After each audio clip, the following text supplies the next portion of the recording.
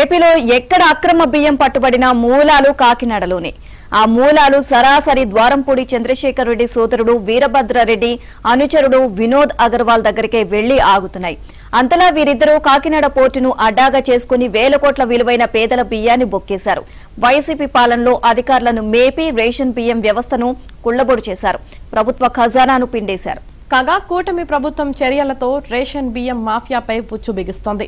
Smuggling ముఠాల ఆట కట్టించడానికి ఎట్టకేలకు ఏపీ ప్రభుత్వం నడుం బిగించింది. బియ్యం అక్రమార్కుల దందాపై లోతైన దర్యాప్తు కోసం సిట్ ఏర్పాటు చేసింది. ప్రధానంగా ఈ ఏడాది జూన్, జూలై నెలల్లో కాకినాడ చుట్టుపక్కల రేషన్ బియ్యం అక్రమంగా తరలిస్తూ పట్టుబడ్డ 13 కేసులపై ప్రత్యేకంగా దర్యాప్తు చేసి డొంక లాగాలని ప్రభుత్వం ఆదేశించింది. రేషన్ బియ్యాన్ని స్మగ్లింగ్ చేస్తూ దొరికిపోయిన ఈ కేసుల్లో కాకినాడ సిటీ వైసీపీ మాజీ ఎమ్మెల్యే ద్వారంపూడి అనుచరులకు చెందిన కంపెనీలు ఉన్నాయి.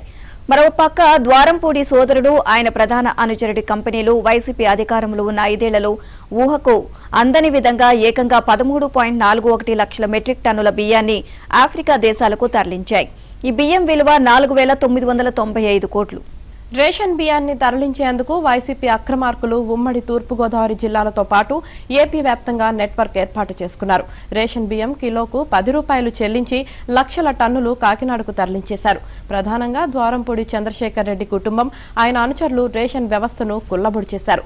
ద్వారంపూడి కుటుంబం కారణంగానే రేషన్ బియ్యం స్మగ్లింగ్ కాకినాడలో చెలరేగింది.